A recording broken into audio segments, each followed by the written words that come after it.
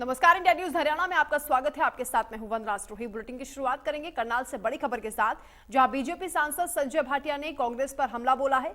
कहा कि कांग्रेस पर कोई काम उनके पास नहीं है, कांग्रेस देश को बांटने का काम कर रही है। संजय भाटिया ने कहा, हिंडनबर्ग की रिपोर्ट जानबूझकर उछाली जा रही है, ये साजिश है। तो कांग्रेस पर आरोप लगाया कि देश को बांटने का काम कांग्रेस कर रही है। संजय भाटिया की ओर से तमाम आरोप लगाए गए। साथ ही हिंडनबर्ग की रिपोर्ट को लेकर भी उन्होंने कहा है कि जानबूझकर इस मामले को उछाला जा रहा है।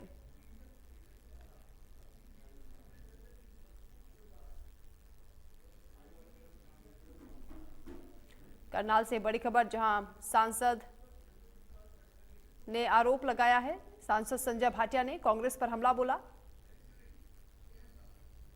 उनको फुर्सत है, खाली है, टाइम पास करना, उन्होंने कुछ भी कह सकते हैं। उन्होंने बड़ा अच्छा प्रयास किया, लेकिन भारत जोड़ने वाला तो शायद मुझे लगता है उनके डीएनए में है नहीं। उनके डीएनए में तो भारत तोड़ना ही था।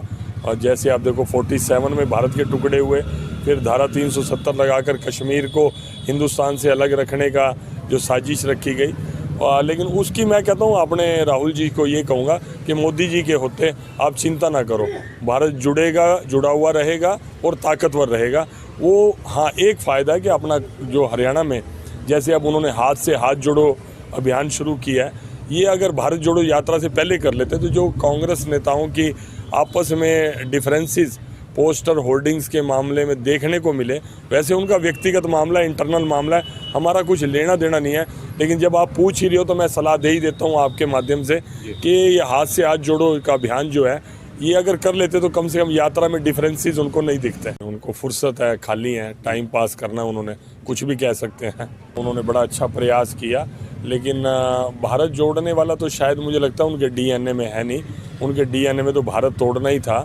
और जैसे आप देखो 47 में भारत के टुकड़े हुए, फिर धारा 370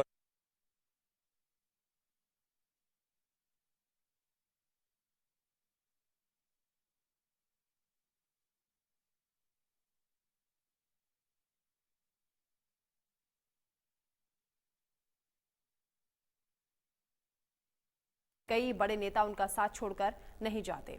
वहीं गोहाना रैली पर विपक्ष की ओर से उठाए गए सवाल का जवाब देते हुए बीजेपी सांसद संजय भाटिया ने कहा कि खराब मौसम के चलते अमित शाह रैली में नहीं पहुंचे थे, लेकिन रैली में भारी जनसमर्थन बीजेपी को मिला था।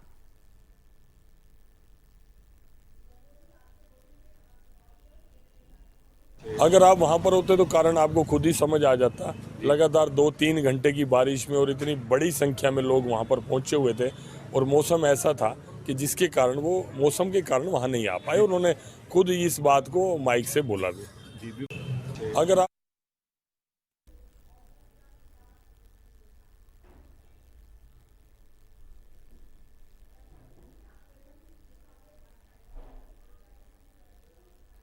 वहीं बीजेपी सांसद ने करनाल की गौशाला में हुई गायों की मौत को लेकर कहा है कि मामले में कमेटी गठित कर दी गई है, पूरे मामले की जांच पड़ताल की जा रही है। की लापरवाही है या कोई मौसम के कारण ऐसा रहा, तो ये उन्होंने कमेटी बना ही दिया। जैसे आपकी भी आपके ये बात उठाई, मीडिया ने भी उठाई, तो उन्होंने रखी है, तो उसकी आई जाएगी सामने, रिपोर्ट आ जाएगी। ठीक है। जो